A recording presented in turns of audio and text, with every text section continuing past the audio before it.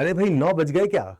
अरे भाई बताओ भाई, घड़ी तो देखो, 9 बज गए क्या? जी हाँ, 9 बज चुके हैं और मैं रोज रात की तरह आपके सामने आ चुका हूँ, आपका दोस्त और मेंटोर आशीष गर्ग उर्फ आशु भैया, जो आपके लिए लेके आता है 10 मिनट में 10 वर्ड। जी हाँ, रैपिड फायर विद आशीष गर्ग, जो आपके वोकैबुलरी को कोशिश करती है कि बना दे स्ट्रांग और आपको प्रिपेयर करे ना सिर्फ किसी कॉम्पिटेटिव एग्जाम के लिए, आपके बोर्ड एग्जाम के लिए भी, या आपको देनी है कोई प्रेजेंटेशन, आपको देना है कोई डिबेट कॉम्पिटिशन, या आपको लिखना है कोई लेटर, कुछ भी आपको करना हो उसके लिए आपको जरूरत पड़ती है शब्दों की। और ये शब्द आप कहां सीख सकते हैं? आप सीख सकते हैं मेरे साथ रोज रात 9 बजे 10 ऑन 10 में। तो आइए शुरुआत करते हैं हम अपने 10 ऑन 10 की। और उससे पहले मैं आपको बता दूं कि हमारे पास क्लैट के तैयारी के लिए आ चुका है हसल बैच, जो आपके लिए जितनी भी आपको प्रॉब्लम है क्लैट के लिए या एलिट के लिए, आप जाके इस बैच को ले सकते हैं फटाफट से और कोड लगा सकते हैं Y713। जुड़ जाइए हमारे साथ और अपने सपने को पूरा करिए एनएलयू जाने का। और उसी के साथ साथ अगर आप चाहते हैं एमएचसीटी की तैयारी करना, आप चाहते हैं सीयूईटी पीजी की तैयारी करना, तो भी आपके लिए हमारे पास विक्ट्री बैच और टाइटन बैच है। कोड रहेगा वही जिसका नाम है Y713।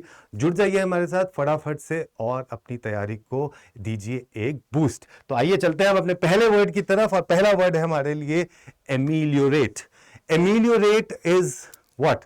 जहां आपने वर्ड सुना होगा डिटोरिएट। डिटोरिएट का मतलब क्या होता है? किसी चीज में नीचे गिरना, जिसका स्तर गिर जाए, ठीक है, उसकी का ऑपोजिट होता है एमिलियोरेट। एमिलियोरेट का मतलब होता है टू मेक समथिंग बेटर, किसी चीज में सुधार होना। जनरली ये आप अपनी किसी हेल्थ में बोलते हैं कि उसकी हेल्थ सुधर रही है, so that is called to make something better, ameliorate. To lessen something, to improve. So the doctor ameliorated her pain, उसने उसके पेन को कम कर दिया, ठीक है। तो अगर उसने उसके पेन को कम कर दिया तो हम क्या बोलेंगे? उसको हम बोलेंगे एमिलियोरेट। एमिलियोरेट का मतलब होता है जब किसी चीज में आपके पेन में कमी आ जाए, ठीक है, या फिर आप कोई चीज को अच्छा कर दें, जिसका स्तर आपने उठा दिया, उसको हम बोलते हैं एमिलियोरेट। अगला वर्ड है आपके लिए ट्राइट। तो ट्राइट आपको याद होगा, दैट इज स्कॉच ब्राइट, ठीक है ना। सो स्कॉच ब्राइट क्या करता है? बर्तनों को चमका देता है। तो ब्राइट का उल्टा क्या होता है? ट्राइट। ट्राइट is something which is dull, something which is boring. So which is something that is not bright is called trite. इस तरीके से आप इसको याद कर सकते हैं।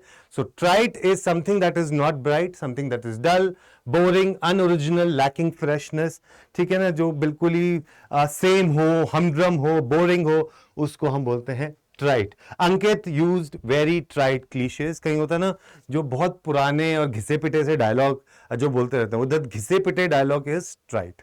अगला वर्ड देखते हैं इज सली।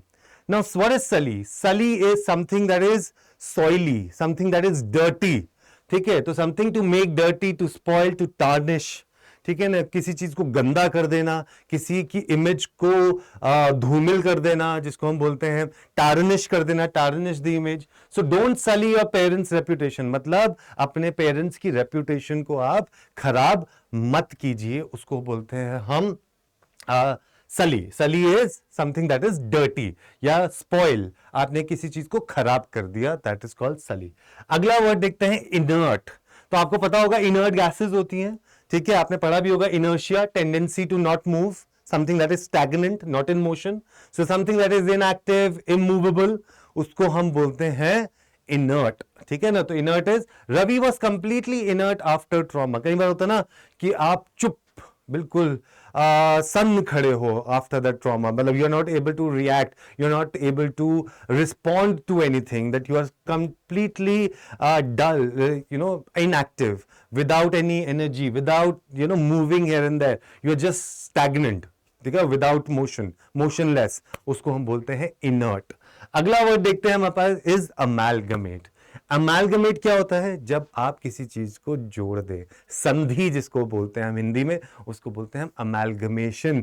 जब आप एक दूसरे के बीच में जुड़ाव आ जाता है, उसको बोलते हैं हम अमैलगमेशन। ब्लेंड करना किसी को, चीज मिक्स कर देना, मिला देना किसी चीज को, उसको बोलते हैं amalgamation. So to join, to blend, to merge, to unite together, ठीक है ना। तो ना एक वो था एक रिश्ता द बॉन्ड ऑफ लव, ठीक है। सो उस एक रिश्ता द बॉन्ड ऑफ लव जैसा हमारे बीच में है उसी को हम बोलते हैं अमालगमेशन। सेशन अगर आपको अच्छा लग रहा हो तो सेशन को फटाफट से लाइक कर दो और शेयर कर दो और ज्यादा से ज्यादा लोगों के पास पहुंचा दो इस चीज को। अगला वर्ड देखते हैं इज इम्पेरियस। तो मैंने आपको बताया था इम्पेरियस में इम इज नेगेटिव, ठीक है। सो इसमें एटिमोलॉजी में imperium is something related to empire, imperial is royal, ठीक है ना। तो रॉयल जो एक डिक्टेटरशिप दिखाते हैं उसको बोलते हैं इंपेरियस। सो dictatorial, डोमिनेरिंग, high handed, patronizing, high and mighty. So somebody who is dominating in nature, somebody who has a high hand, ठीक है ना, उसको हम बोलते हैं imperious. So the singer showed an imperious attitude towards the staff. कई बार होता है ना कि अगर आप एक परफॉर्मर हैं, एक आर्टिस्ट है, तो आप अपने पूरे के पूरे स्टाफ को यू डोंट थिंक कि वो कुछ काम कर रहे हैं, वो तो तुम बोलोगे it is just like this and you keep on working. जैसे बचना है हसीनों में एक सीन था ना वेयर बिपाशा बासु क्या था कि मैंने तुमसे पानी मांगा था, ठीक है, गटर का पानी, मैंने तुमसे एवियन मांगा था, गटर का पानी नहीं, ऐसे वो अपने सेक्रेटरी को बोलते हैं यू आर फायर्ड। तो that is called imperious attitude, that's called imperious attitude. Next one is truculent. Now when you say truculent, इसमें एक शब्द सुनाई दे रहा है मेरे को, ट्रक। और जनरली ट्रक क्या होता है, trucks are really very violent, क्योंकि ज्यादातर हम देखते हैं ना कि आज इस ट्रक से एक्सीडेंट हो गया, आज उस ट्रक से एक्सीडेंट हो गया।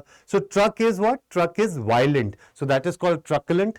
सो ट्रक एक अग्रेसिव व्हीकल है, so that means aggressive, bad tempered, feisty, belligerent, ferocious, that is called truculent. तो truculent हम उसको कहते हैं एक ऐसा इंसान या एक ऐसा कोई सिचुएशन जो कि बहुत ज्यादा शॉर्ट टेम्पर्ड हो, जिसको गुस्सा बहुत ज्यादा आता हो, जो बहुत जल्दी किसी चीज से इरिटेट हो जाता हो, ठीक है ना, अग्रेसिव हो बहुत ज्यादा, उसको बोलते हैं truculent। तो truculent को आप कैसे याद कर लो कि ट्रक एक अग्रेसिव व्हीकल है जो कि एक्सीडेंट्स करता रहता है, ठीक है।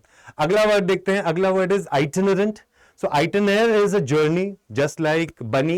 bunny क्या करता था, घूमता रहता था ना इधर से उधर, ये जवानी है दीवानी में, तो उसको बोलते हैं itinerant.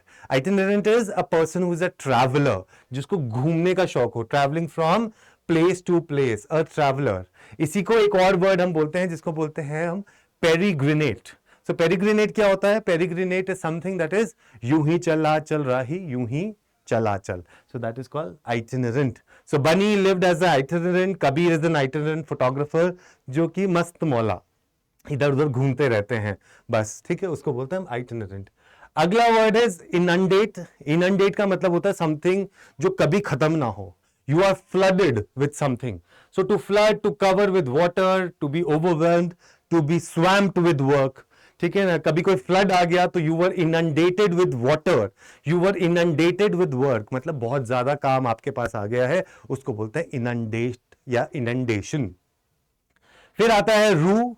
आपको याद होगा अगर आपने मूवी देखी हो जाने तू या जाने ना, उसमें एक कैरेक्टर था जिसको बोलते थे रोतड़ू। सो रोतड़ू, रो मत। So rue is to regret, to feel remorse, जब आपको किसी चीज के बारे में दुख लग रहा हो, सैडनेस आ रही हो, तो उसको बोलते हैं रू। सो रोतड़ू, रो मत, राइट। सो शी विल रू the day if she rejects my offer, मतलब वो पछताएगी, ठीक है ना, मुझे छोड़कर जो तुम जाओगे बड़ा रू करोगे, बड़ा रू करोगे, सो बड़ा पछताओगे, बड़ा पछताओगे, you will regret about that particular thing. So rue is that, ठीक है। तो चलिए इस सेशन को यहीं पर ही हम पहुंच गए हैं अपने 10 वर्ड्स को खत्म करते हुए। कैसे लगे आपको ये 10 शब्द, याद रहेंगे, अपने रजिस्टर में लिख लेना बच्चों, क्या पता आपके एग्जाम में ये वर्ड्स में से कोई ना कोई वर्ड आ जाए। तो मिलूंगा आपसे मैं कल रात को फिर से 9 बजे, तब तक के लिए ख्याल रखिए, हंसते रहिए, मुस्कुराते रहिए। जय हिंद, जय भारत, शब्बा खैर। कॉमेंट जरूर कर देना।